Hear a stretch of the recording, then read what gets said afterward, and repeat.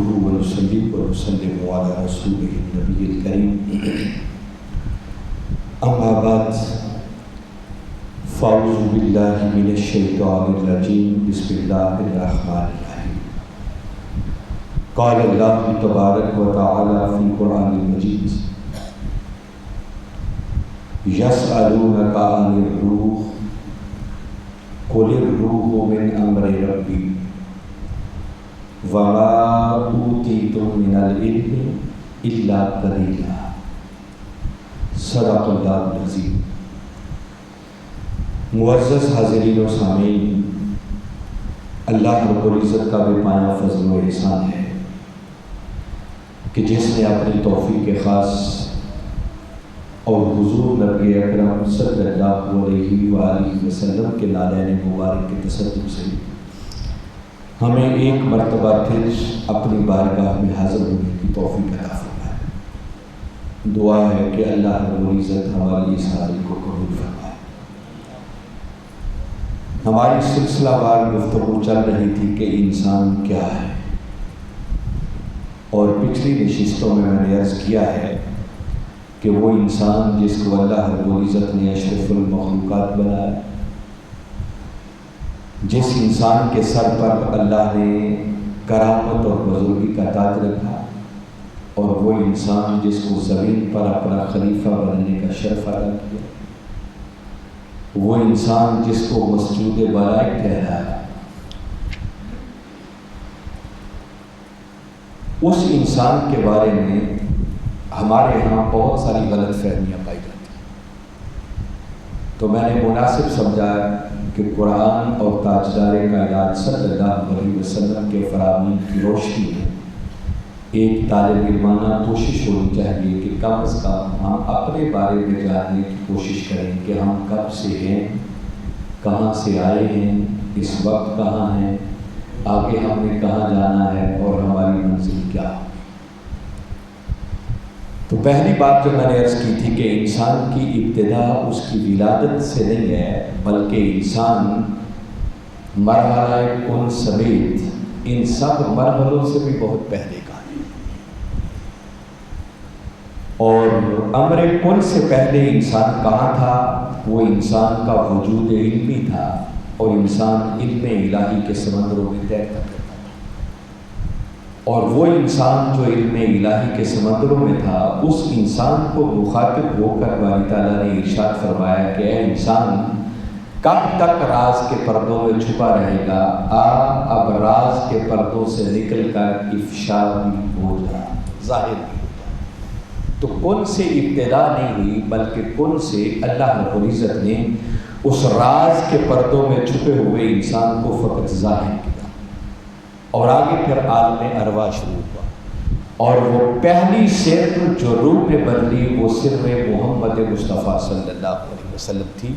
اس سے پھر اللہ رب العزت نے بقیہ ارواح کو اور پھر کائنات کے پورے نظام کو آگے تخلیق۔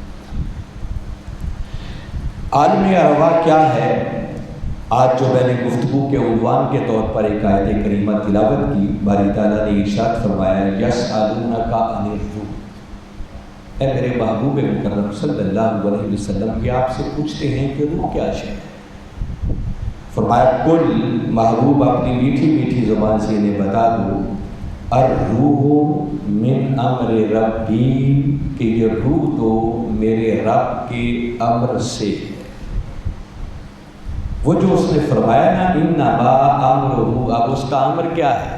فرمایا اللہ کا امر تو فقط یہ ہے اذا اراد شیئا، کہ جب وہ کسی شے کا ارادہ کرتا ہے تو ان یقول لہ، تو اسے کہتا ہے کن، ہو جا، فیکون، تو بس وہ ہونے لگتی ہے اور پھر ہوتی رہتی ہے۔ تو یہ جو اس نے امر کن جاری کیا، تو اس کن کے امر سے پھر آگے روحوں کا سلسلہ شروع ہوا، جو فرمایا کہ محبوب نے بتا دو کہ روح تو میرے رب کے امر سے ہے۔ اس کے اوپر جو کچھ تھا وہ راز تھا، تو راز ہی ہوتا ہے، اس کی پوری حقیقت انسان کو معلوم نہیں، تاہم اللہ اور اس کا رسول صلی اللہ علیہ وسلم اپنے رسولوں میں سے، اپنے انبیاء میں سے، اور پھر ان کے بعد تاجدار کائنات صلی اللہ علیہ وسلم کی امت کے اولیاء اور عرفاء میں سے جن پر جتنا چاہیں پردہ اٹھا کر اس راز سے بھی کچھ نہ کچھ آگاہی عطا فرما دیتے، جس وجہ سے عرفاء کی میں باتیں آپ کو بتاتا رہا ہوں کہ پھر کوئی عارف بولا تو اس نے کہا کہ کن فیکون تے کل دی گل اسی کوئی پریت لگا، تو کچھ انہوں نے دیکھا، کچھ پردہ اٹھا تو تبھی ایسی باتیں کی نا۔ اس کے بعد پھر عالم ارواح ہے اور روح کی حقیقت جو قرآن بیان کرتا ہے کہ محبوب صرف انہیں اتنا بتا دو کہ روح تمہارے رب کے، روح میرے رب کے امر سے ہے۔ اور آگے اتنا فرمایا فَمَا أُوتِيتُم مِّنَ الْعِلْمِ إِلَّا قَلِيلًا، کہ اس روح کے بارے میں تمہیں علم تو دیا گیا ہے مگر بہت ہی تھوڑا، قلیل علم دیا گیا ہے، اس کے بھی پورے احوال کو انسان نہیں جان سکتا۔ تاہم یہ ضرور ہے کہ عالم ارواح ہے، اسی کو عالم امر بھی کہتے ہیں، اسی کو عالم غیب بھی کہتے ہیں، یہ ایک پورا عالم ہے۔ وہ جو علم باری تعالیٰ نے دیا ہے، اگر قرآن کا مطالعہ کریں تو قرآن پاک نے اس عالم ارواح میں ہونے والے 3 میثاقوں کا ذکر کیا ہے۔ جو قرآن میں علم ملتا ہے وہ تھوڑا سا میں آپ کو اس کا تعارف بھی کرواتا ہوں۔ سب سے پہلا میثاق اللہ رب العزت نے سب انسانوں کی روحوں سے لیا۔ یہ عالم ارواح کی بات ہے کہ وہاں کیا ہوگا، اور اس کا ذکر سورہ اعراف قرآن پاک کی 7ویں سورت ہے اور اس کی آیت نمبر ہے 172۔ اس آیت کریمہ میں باری تعالیٰ نے فرمایا وَإِذْ أَخَذَ رَبُّكَ مِن بَنِي آدَمَ مِن ظُهُورِهِمْ ذُرِّيَّتَهُمْ وَأَشْهَدَهُمْ عَلَىٰ أَنفُسِهِمْ أَلَسْتُ بِرَبِّكُمْ قَالُوا بَلَىٰ شَهِدْنَا أَن تَقُولُوا يَوْمَ الْقِيَامَةِ إِنَّا كُنَّا عَنْ هَٰذَا غَافِلِينَ۔ یہ باری تعالیٰ نے پہلا میثاق جو عالم ارواح میں ہوا ہے اس کا ذکر سورہ اعراف کی اس آیت کریمہ میں، جس کا خلاصہ یہ ہے کہ حضرت آدم علیہ السلام کی اولاد سے جس نے بھی قیامت تک پیدا ہونا تھا، باری تعالیٰ نے ان سب کی روحوں کو اکٹھا کر لیا۔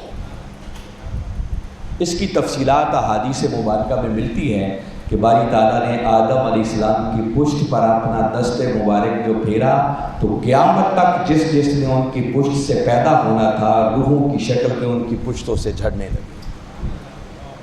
یہ بات بھی ملتی ہے کہ یہ جو باری تعالیٰ نے عہد لیا روحوں سے، یہ میدان عرفات میں ہوا۔ بات عالم ارواح کی ہے مگر میدان جس کا ذکر آتا ہے وہ میدان عرفات ہے۔ اور یہ بھی ذکر ملتا ہے کہ جب حشر برپا ہوگا تو وہ بھی میدان عرفات میں ہوگا، وہ ایک عالم آخرت ہوگا۔ تو ذکر حدیث مبارکہ میں اس کا ملتا ہے۔ اور باری تعالیٰ نے ساری روحوں کو اپنے سامنے بٹھا کر ان سے ایک بات پوچھی اور فرمایا الستُ بربکم، بتاؤ کیا میں تمہارا رب نہیں؟ قالوا، تو سب روحوں نے بیک وقت جواب دیا تھا، بیک زبان جواب دیا بھلا مولا تو نہیں، ہاں تو ہی ہمارا رب ہے۔ یہ پہلا میثاق ہے جو عالم ارواح میں باری تعالیٰ نے ہر انسان کی روح سے لیا۔ یہاں سے ایک بات اخذ کر کے آپ کو بتانا چاہ رہا ہوں جو سمجھ میں آتی ہے۔ میں نے بتایا کہ روح کی حقیقت کیا ہے، کلیتاً اس کو بھی نہیں سمجھا جا سکتا۔ باری تعالیٰ نے خود فرما دیا کہ علم تو دیا ہے مگر بڑا تھوڑا علم اس کا دیا ہے۔ مگر ایک بات سمجھ میں آتی ہے کہ باری تعالیٰ نے جب عالم ارواح کے اندر ان ساری روحوں کو متمثل کیا ہوگا، ارواح کی شکل میں اپنے سامنے ان کو جمع کیا ہوگا، تو ان سے جب بات کی ہوگی الستُ بربکم، بتاؤ کیا میں تمہارا رب نہیں ہوں، تو لگتا یوں ہے جیسے اس نے اپنے حسن کے پردے اٹھائے ہوں گے اور اپنے حسن کی ایک جھلک کروائی ہو۔ اور پھر اگر باری تعالیٰ ان سے پوچھ رہے تھے الستُ بربکم، بتاؤ کیا میں تمہارا رب نہیں ہوں، تو یہاں سے ایک بات یہ بھی سمجھ میں آتی ہے کہ روح کی ایک ایسی مخلوق ہے جو سنتی بھی ہے۔ وہ سنتی ہے تو تبھی باری تعالیٰ ان سے بات کر رہے تھے نا۔ اور آگے قرآن جو کہتا ہے انہوں نے جواب دیا بلا، مولا کیوں نہیں، ہاں تو ہی ہمارا رب ہے، تو اس کا معنی یہ ہے کہ روحیں بولتی بھی ہیں۔ وہ چند باتیں جو بڑی ڈائریکٹلی اخذ ہوتی ہیں، وہ سمجھ میں آنے والی باتیں ہیں، کل حقیقت تو انسان کی سمجھ میں نہیں آتی، مگر روح ایک ایسی مخلوق ہے یقیناً جو دیکھتی بھی ہے، جو سنتی بھی ہے، جو سمجھتی بھی ہے، جو بولتی بھی ہے۔ اس سے زیادہ حال کر اللہ اور اس کا رسول صلی اللہ علیہ وسلم ہی جانتا۔ اور یہ وہ اقرار تھا جو اللہ رب العزت نے ہر انسان کی فطرت میں رکھا ہے کہ وہ ایک خدا کے سامنے سر جھکانے والا ہے۔ یہ جو میثاق، یہ جو وعدہ ہوا تھا، اس کو وعدہ الست بھی کہتے ہیں۔ اور باری تعالیٰ نے جب ان سے وعدہ لے لیا اور سب نے کہا کہ مولا ہاں تو ہی ہمارا رب ہے، تو اس وعدے سے بھی پہلے باری تعالیٰ نے کیا کیا؟ جب ساری روحوں کو ان کی پشت سے نکال دیا تو وَأَشْهَدَهُمْ عَلَىٰ أَنفُسِهِمْ، تو ان سب کو خود انہی پر گواہ بھی بنا دیا۔ فرمایا اس میثاق کے گواہ بھی بن جاؤ۔ اور جب قالوا بلا کی بات ہو گئی تو آگے فرمایا شہدنا، پھر ہم نے گواہی دی۔ مفسرین لکھتے ہیں کہ اس گواہی سے مراد ہے کہ پھر ملائکہ بول اٹھے کہ مولا اس وعدے پر ہم بھی گواہ ہوتے۔ اور یہ گواہی کیوں لی گئی؟ ان تقولوا یوم القیامت، کہ جب پھر قیامت کا دن آئے تو وہ جو انکار کرنے والے ہوں گے، اس دنیا میں آ کر انکار کیا ہوگا، اللہ کی نافرمانیاں کی ہوں گی، ان پر یہ عذر ختم ہو جائے کہ کہیں یہ نہ کہیں کہ انا کنا عن ھذا غافلین، کہ مولا ہمیں تو معلوم ہی نہیں ہے کہ وعدہ ہوا بھی تھا یا نہیں ہوا تھا۔ تو اللہ نے یہ حجت قائم کر دی، ان کو ان پر بھی گواہ بنا دیا اور خود ملائکہ کو بھی گواہ بنا دیا۔ اب یہاں رک کر صرف ایک سٹوری سنانا مقصود نہیں ہے، ساتھ ساتھ میں چاہتا ہوں کہ ہم اپنی تربیت کا بھی کچھ نہ کچھ سامان اخذ کرتے چلے جائیں۔ ایک بات یہاں سے یہ بھی نکھر کے سمجھ میں آ جاتی ہے کہ ہم نے اللہ رب العزت کی بارگاہ میں حاضر ہو کر ایک وعدہ کیا ہوا ہے، اور وعدہ یہ کیا ہوا ہے کہ مولا تو ہی ہمارا، ہم تجھی پر ایمان لاتے ہیں، تیری توحید کا اقرار کرتے ہیں، تو ہی ہمیں وجود دینے والا ہے، تو ہی ہماری پرورش کر کے ہمیں بڑا کرنے والا ہے۔ اور جیسے قرآن میں کہا نا الا لہ الخلق والامر، سب مخلوق یعنی تخلیق بھی اسی کے لیے ہے اور امر بھی اسی کے لیے ہے۔ تو جب خالق وہ ہے، تخلیق کرنے والا وہ ہے، تو بھئی اس کائنات میں حکم اور نظام کا بھی پھر اسی کا ہی چلے گا۔ تو باری تعالیٰ نے اس وعدے میں یہ عہد لیا تھا کہ اس بات کا عہد کرو کہ مجھ پر ایمان لاؤ گے، میری ربوبیت کا اقرار کرو گے اور میرے ساتھ کسی کو شریک نہیں ٹھہراؤ گے۔ یہ وہ وعدہ ہے جو وعدہ ہم نے عالم ارواح سے اپنے مولا سے کر رکھا ہے۔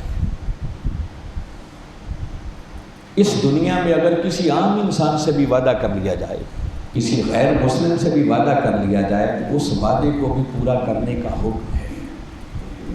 اچھے لوگ کبھی وعدہ خلافی نہیں کرتے، خود مولا اپنے وعدے کے خلاف کبھی نہیں کرتا۔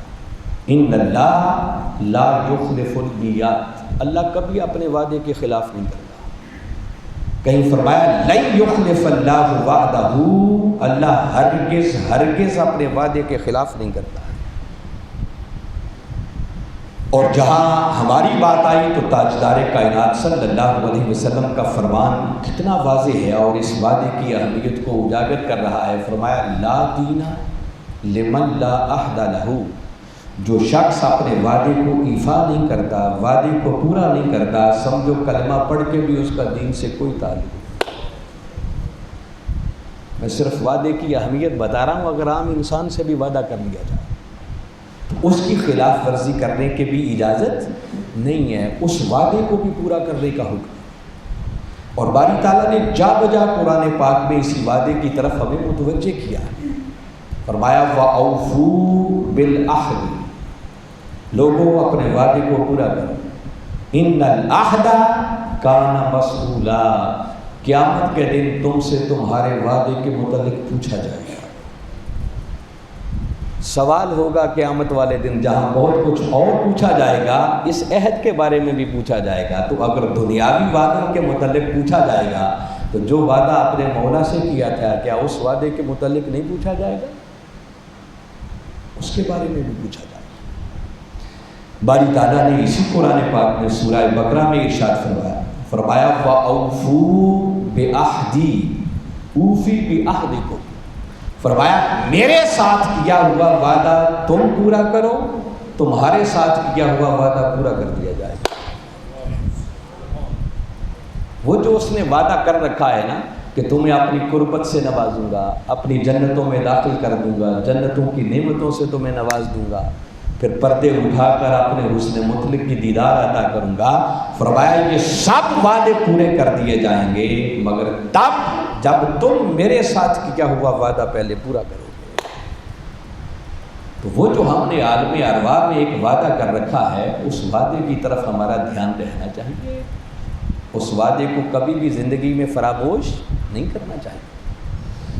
سورہ بقرہ کی آیت نمبر 27 میں باری تعالیٰ نے اسی وعدے کا ذکر کرتے ہوئے فرمایا الذی ینقضون عہد اللہ من بعد میثاقہ، فرمایا وہ لوگ جو اللہ سے پختہ عہد کر لینے کے بعد پھر اپنے عہد کو توڑ دیتے ہیں۔ وَيَقْطَعُونَ مَا أَمَرَ اللَّهُ بِهِ أَن يُوصَلَ، اور اللہ نے جن رشتوں کو جوڑنے کا حکم دیا ہے ان رشتوں کو کاٹ دیتے ہیں۔ وَيُفْسِدُونَ فِي الْأَرْضِ، اور زمین میں فساد کرتے ہیں۔ ان کے لیے حسر کے انداز میں فرمایا أُولَئِكَ هُمُ الْخَاسِرُونَ، حقیقت میں یہ وعدے کو توڑ دینے والے اور عہد کو پورا نہ کرنے والے، رشتوں کو توڑنے والے، یہی وہ ہیں جو حقیقت میں گھاٹا پانے والے، خسارہ پانے والے۔ اگر گھاٹے سے، خسارے سے بچنا چاہتے ہیں تو دنیا میں کیے ہوئے اپنے وعدوں کو بھی پورا کرنا ہوگا، اور اس سے بڑھ کر اس وعدے کو پورا کرنا ہوگا جو ہم نے اپنے مولا سے عالم ارواح میں ایک وعدہ کیا ہوا ہے۔ اس کو پورا کیے بغیر گزارا نہیں ہے۔ تو کسی نے ایک بڑی پیاری بات کی ہے کہ بے خبر غافل نہ ہو، اپنا ٹھکانہ یاد کر، اور نال ماہی دے جو ہے گزرا وہ زمانہ یاد کر۔ وہ جو ہم نے اس سے وعدہ یا لست کیا تھا، وہ میٹھی میٹھی آواز سے پوچھ رہا تھا بتاؤ کیا میں تمہارا رب نہیں ہوں؟ وہ جو ایک وقت اس کے ساتھ گزرا تھا نا، اس وقت کو کبھی فراموش نہیں کرنا چاہیے، اس کو ہمیشہ یاد رکھنا چاہیے۔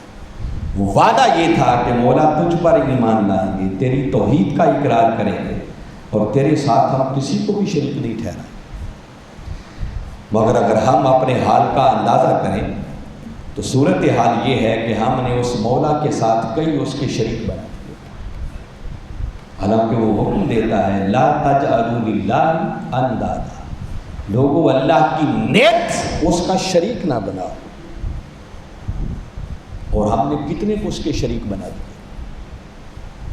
معبود تو صرف وہی ہے نا، اور قرآن کہتا ہے کہ کیا آپ نے نہیں دیکھا اس شخص کو جس نے اپنی خواہش نفس کو اپنا معبود بنا دیا؟ بھئی مشرک صرف وہی نہیں ہے جو بت بنا کر ان کے سامنے سربسجود ہوتے، شرک یہ بھی ہے کہ جس مولا کے ساتھ ہم نے وعدہ کیا ہوا تھا، ہم نے مولا جیسے معاذ اللہ کئی بت اپنے اندر پال لیے ہیں۔ سورہ بقرہ قرآن پاک کی دوسری صورت ہے، اور اس کی کبھی آیت نمبر 164 کو پڑھیں۔ باری تعالیٰ نے اس بات کو ایک عجیب انداز میں بیان کیا، فرمایا وَمِنَ النَّاسِ، لوگوں میں سے کچھ وہ بھی ہیں مَن يَتَّخِذُ مِن دُونِ اللَّهِ أَندَادًا، جو اللہ سے ہٹ کر پھر کئی اس کے شریک بنا لیتے، اور آگے فرمایا یحبونہم کحب اللہ، اور اللہ کے شریک بنا کر پھر ان سے بھی اسی طرح کی محبت کرتے ہیں جیسی محبت اللہ سے ہونی چاہیے تھی۔ دیکھیں قرآن پاک کے کلمات ہیں یحبونہم، پھر لوگوں میں سے کچھ وہ ہیں جو اس کے شریک بنا کر کیا کرتے ہیں، پھر ان شریکوں سے محبت کرتے ہیں کحب اللہ، وہ محبت اور ایسی محبت کہ جیسی اللہ سے محبت ہونی چاہیے تھی۔ جس محبت کا تقاضا اللہ کی ذات کرتی تھی، کچھ لوگ دنیا میں آ کر ایسے اس کے شریک بناتے ہیں کہ پھر ان کو بھی ویسا ہی محبوب بنا لیتے ہیں جیسا اللہ کو محبوب ہونا چاہیے تھا۔ اور ہم میں سے ہر کوئی شخص اگر آنکھیں بند کر اپنے اپنے احوال کا جائزہ لے تو سچی بات ہے ہمارے من کے اندر معلوم نہیں ہے کتنے کتنے بت سجے ہوئے ہیں۔ حرص و ہوا کے بت ہیں، مال و دولت کی محبت کے بت ہیں، دنیا کی محبت کے بت ہیں، اولاد کی محبت کے بت ہیں، پھر منصب اور جاہ کی محبت کے بت ہیں۔ کتنے کے بت ہم نے پال رکھے ہیں اور سجا رکھے ہیں، اور ان کی خاطر وہ کچھ بھی کر گزرتے ہیں جو شاید ہم مولا کے لیے بھی نہیں کرتے۔ اور ساتھ اسی آیت میں باری تعالیٰ نے فرمایا وَالَّذِينَ آمَنُوا أَشَدُّ حُبًّا لِلَّهِ، یہ ایک ہی آیت ساری چل رہی ہے۔ فرمایا جب کہ حقیقت میں مومن وہ ہیں، ایمان لانے والے وہ ہیں، اور وعدہ الست کو پورا کرنے والے تو وہ ہیں جو ہر شے سے بڑھ کر فقط اپنے مولا سے محبت کرتے ہیں، اس جیسی محبت کسی سے نہیں کرتے۔ یہ دیکھیے یہ جو دنیا کی محبتیں ہیں نا، میں چاہتا ہوں کہ کوئی غلط فہمی بھی نہیں ہونی چاہیے، یہ ساری محبتیں اللہ تعالیٰ نے خود انسان کے اندر پیدا کی، اور خالی پیدا ہی نہیں کی، انسان کی فطرت میں رکھ کر ان کو بڑا ڈیکوریٹ کر دیا ہے، مزین کر دیا۔ زُيِّنَ لِلنَّاسِ حُبُّ الشَّهَوَاتِ مِنَ النِّسَاءِ وَالْبَنِينَ وَالْقَنَاطِيرِ الْمُقَنطَرَةِ مِنَ الذَّهَبِ وَالْفِضَّةِ إِلَى آخِرِ الْآيَةِ۔ فرمایا یہ ساری محبتیں، عورتوں کی محبت، بیٹوں کی محبت، مال و دولت کی محبت، سونے چاندی کی محبت، جاہ و منصب کی محبت، یہ ساری محبتیں ہم نے تمہارے دلوں کے اندر مزین کر دی۔ تو جب مزین اس نے خود کرتی ہیں تو کوئی ہے جو کلیتاً ان محبتوں کو دلوں سے نکال سکے؟ فطرت کو کوئی ختم نہیں کر سکتا ہے، اللہ نے فطرت کے اندر یہ چیزیں رکھی۔ تو پھر وہ چاہتا کیا ہے؟ وہ چاہتا صرف یہ ہے کہ ان محبتوں پر ایک ایسا بند باندھا جائے کہ یہ کبھی اللہ اور اس کے رسول کی محبت سے آگے نہ بڑھنے پائے۔ تقاضا صرف اتنا ہے۔ وہ کہتا ہے ایسے معبود نہ بناؤ کہ ان سے وہ محبت شروع کر دو جیسے مجھ سے محبت ہونی چاہیے تھی۔ ٹھیک ہے نا، سورہ توبہ کی کتنی معروف آیت ہے، فرمایا قل ان کان آباؤکم و ابناؤکم و اخوانکم و ازواجکم و عشیرتکم و اموال اقترفتموها و تجارت تخشون کسادها و مساکن ترضونها احب الیکم من اللہ و رسولہ و جہاد فی سبیلہ فتربصوا حتی یأتی اللہ بامرہ۔ فرمایا محبوب اپنی میٹھی میٹھی زبان سے انہیں بتا دو، فرما دو کہ لوگوں یہ جو تم اپنے والدین سے محبت کرتے ہو، اپنے بیٹوں سے اولادوں سے محبت کرتے ہو، تمہاری اپنی بیویوں سے محبت، اپنے بھائیوں سے محبت، اپنے رشتہ داروں سے محبت، وَأَمْوَالٌ اقْتَرَفْتُمُوهَا، پھر تمہاری اپنی ان مالوں سے محبت جن کو تم بڑی محنت سے کماتے ہو، وَتِجَارَةٌ تَخْشَوْنَ كَسَادَهَا، پھر تمہاری اپنی تجارت سے، کاروبار سے، بزنس سے محبت جس کے نقصان کا تمہیں ہر وقت ڈر لگا رہتا ہے، وَمَسَاكِنُ تَرْضَوْنَهَا، پھر تمہاری اپنے مسکن سے، اپنے وطن سے، اپنے دیش سے، اپنے گھر بار سے محبت جسے دیکھ دیکھ کر تمہاری آنکھیں ٹھنڈی ہوتی ہیں۔ گن گن کے باری تعالیٰ نے ایک ایک محبت کا ذکر کیا۔ فرمایا ناجائز نہیں ہے، ناجائز ہونا تو بڑی دور کی بات ہے، یہ ساری محبتیں عبادت ہیں۔ کیا ہے؟ دیکھو نا، والدین سے محبت کرنا اس سے بڑی عبادت کیا ہو گئی کہ کملی والے آقا صلی اللہ علیہ وسلم نے فرمایا کہ جو شخص فقط ایک مرتبہ محبت بری نگاہ سے اپنے والدین کے چہرے کو تک لے، باری تعالیٰ گھر بیٹھے اسے قبول حج کا ثواب ادا کر دیتے۔ تو محبت تو غلط چیز نہیں ہے۔ اگر ماں کے دل میں اولاد کی محبت نہ ہو تو اولاد کی پرورش کیسے ہوگی؟ ممکن نہیں ہے، پاسبل نہیں ہے۔ اللہ نے اپنی رحمت کے حصوں میں سے ایک حصہ ہے جو ماں کی ممتا کی شکل میں رکھا ہے۔ رشتہ داروں کی محبت نہ ہو، بھائیوں کی محبت نہ ہو، نظام نہیں چلتا ہے۔ ایون کہ مال و دولت کی محبت ہی اگر انسان کے دل سے نکل جائے، تجارت کی محبت انسان کے دل سے نکل جائے، تو دنیا کا یہ معاشی سسٹم کلیتاً فلاح ہو کے رہ جائے۔ اللہ نے یہ خود محبتیں پیدا کی، وہ چاہتا صرف یہ ہے کہ یہ ساری محبتیں جائز ہی نہیں ہیں بلکہ عبادت ہے، مگر کب تک؟ تب تک جب تک یہ اللہ اور اس کے رسول کی محبت کے تابع رہیں۔ احب الیکم من اللہ ورسولہ وجہاد فی سبیلہ، فرمایا اگر یہ دنیا کی محبتیں، اللہ کی محبت، اس کے رسول کی محبت اور اس کے دیے ہوئے اور عطا کردہ دین کی اقامت کے لیے جد و جہد کی محبت سے آگے بڑھ گئیں، جب یہ یوں سر اٹھانے لگے، آگے بڑھنا شروع ہو جائیں کہ انسان ان سے اس طرح محبت کرے جیسے اللہ سے محبت ہونی چاہیے، جیسے اس کے رسول سے محبت ہونی چاہیے، تو فرمایا اگر یہ کیفیت ہو جائے تو پھر انتظار کرنا تم پر اللہ کا عذاب کب اترتا ہے، پھر یہ جائز نہیں ہے، پھر ان سے بڑا گناہ کوئی نہیں ہے۔ تو قرآن یہ کہتا ہے کہ لوگوں میں سے کچھ ایسے بھی ہیں جنہوں نے کئی اللہ کے شریک بنا لیے، معبود بنا لیے، اور ان سے بھی اسی طرح محبت کرتے ہیں جیسے اللہ سے محبت ہونی چاہیے تھی، جبکہ حقیقت میں وعدہ الست کو پورا کرنے والے، اس پر ایمان والے تو وہ ہیں والذین آمنوا اشد حبا للہ، جو ہر شے سے بڑھ کر اگر شدید ترین محبت کرتے ہیں تو وہ صرف مولا سے کرتے ہیں۔ جب مولا کی محبت کی بات آ جائے اور اس کے رسول کی محبت کی بات آ جائے، یاد رکھیں یہ دو محبتیں کہنے کو دو ہیں مگر حقیقت میں ایک ہی محبت کے دو رخ ہیں جن کو جدا جدا نہیں کیا جا سکتا، یہ ایک الگ پورا سبجیکٹ ہے۔ اللہ کی محبت کا سارا انحصار وہ محبت رسول صلی اللہ علیہ وسلم کا ہے۔ بس جب اللہ کی محبت کی بات آ جائے، اس کے رسول کی محبت کی بات آ جائے، اس کے راستے میں جہاد کی محبت کی بات آ جائے، تو پھر دنیا کی ہر محبت کو ایمان والے ٹھکرا دیا کرتے ہیں، پھر صرف مولا کی محبت کو گلے لگا دیا، رسول کی محبت کو گلے لگا دیا۔ تو میں یہ بات عرض کر رہا تھا کہ وہ جو ہم نے عالم ارواح کے اندر اپنے مولا سے ایک وعدہ کر رکھا ہے، پھر ہمیں ہر وقت اس وعدے کا دھیان رہنا چاہیے۔ کامیاب وہی ہوتا ہے جو اپنے اس وعدے کو فراموش نہیں کرتا ہے، اور باری تعالیٰ نے اسی وعدے کی یاد دہانی کے لیے کم و بیش اپنے 1.25 لاکھ انبیاء کرام کو بھیجا، تاکہ انسان پھر آ کر یہ نہ کہے اور عذر اپنا کوئی نہ بنا لے کہ مولا وہ تو ہمیں یاد ہی نہیں رہا۔ تو یاد نہ ہونا اس بات کی دلیل نہیں ہے کہ کوئی وعدہ ہوا ہی نہیں تھا۔ یاد تو ہمیں یہ بھی نہیں ہے کہ ہم اپنی ماں کے پیٹ سے بھی پیدا ہوئے تھے یا نہیں ہوئے تھے، وہ ماں کے پیٹ میں بھی 9 ماہ گزارے تھے یا نہیں گزارے تھے، اپنا بچپنا ہمیں یاد نہیں رہتا، مگر وہ ایسے حقائق ہیں کہ جن کا ہم انکار، بس جس طرح ان حقائق کا انکار نہیں کر سکتے، اسی طرح لوگوں عالم ارواح میں اپنے مولا سے بھی ہم نے ایک وعدہ کر رکھا ہے۔ یہ کہنا کہ ہمیں یاد نہیں، یہ عذر نہیں ہوگا، اور اللہ نے اس عذر کے خاتمے کے لیے پھر 1.25 لاکھ انبیاء کرام علیہ السلام کو بھیجا، پھر اپنی کتابوں کو نازل فرمایا۔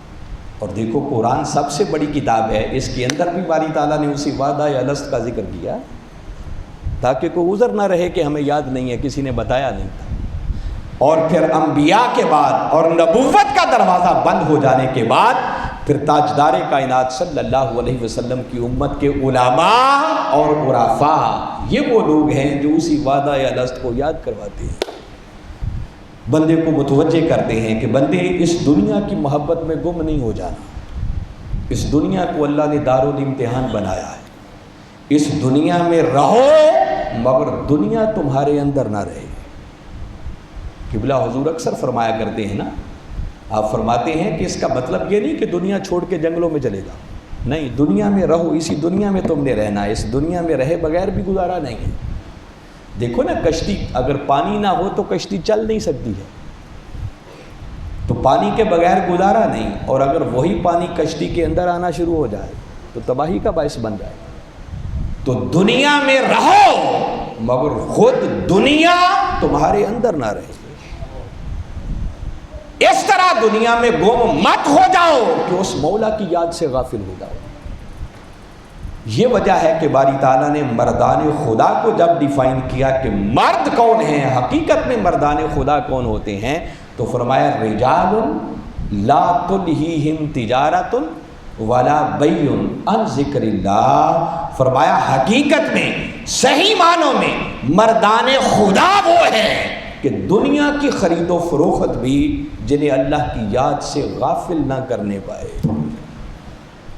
وہ ہر وقت اس وعدے کو یاد رکھتے ہیں، اپنے سامنے رکھتے ہیں کہ اس مولا سے بھی کوئی وعدہ کر کے آئے گے، اس کی یاد میں گم رہتے ہیں۔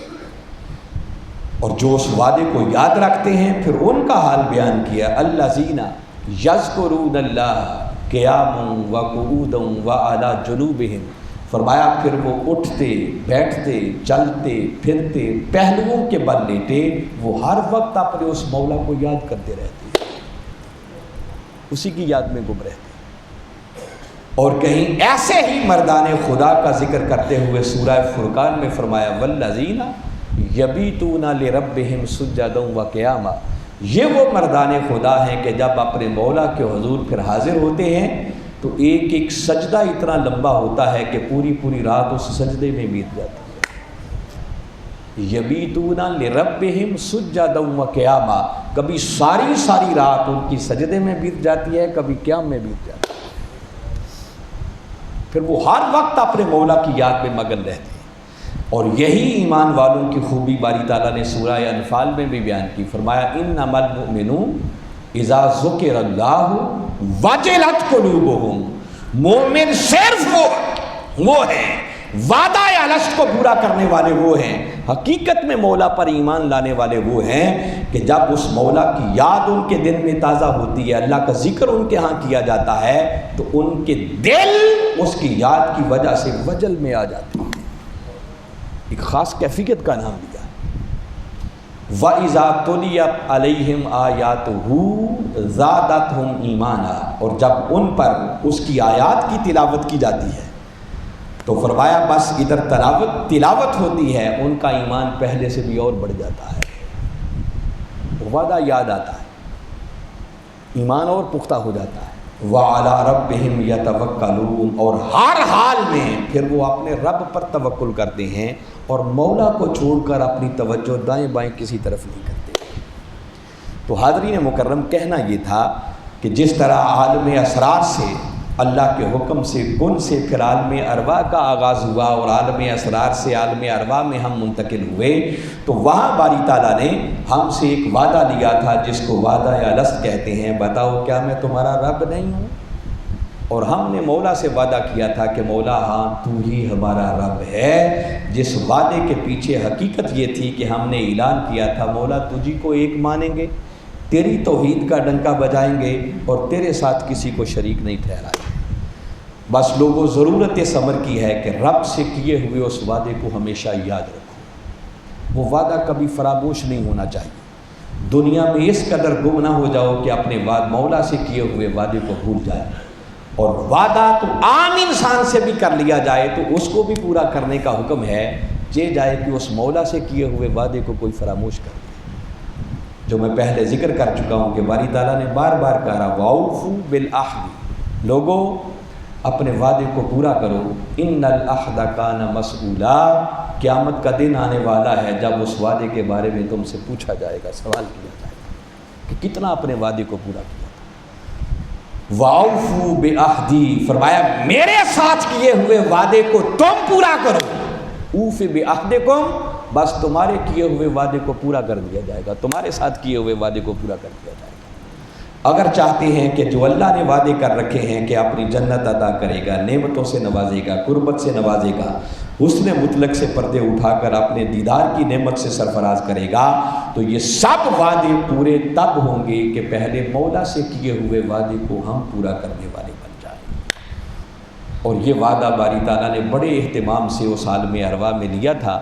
ضرورت ہے کہ اس وعدے کو یاد بھی رکھیں اور اس وعدے کو پاس کرنے اور اس وعدے کی وفاداری اور اس کو پورا کرنے کی بھی ہمیشہ ہم تگ و دو کریں، کوشش کریں، اور حتی الامکان اس وعدے کو جب ہم پورا کرنے کی کوشش کریں گے تو پھر وہ توفیق بھی عطا کر ہی دے گا۔ اور اگر اس وعدہ کو پورا کرنے میں، وعدہ کو ایفا کرنے میں ہم کامیاب ہو گئے تو سمجھو پھر دنیا بھی سنور گئی اور ہماری آخرت بھی سنور گئی۔ اللہ کی بارگاہ میں دعا ہے کہ میں نے جو کچھ کہا سمجھ کر ایمان لانے کی اور اس کے مطابق عمل کر کے اپنی دنیا اور آخرت کو سنوارنے کی توفیق عطا فرمائے۔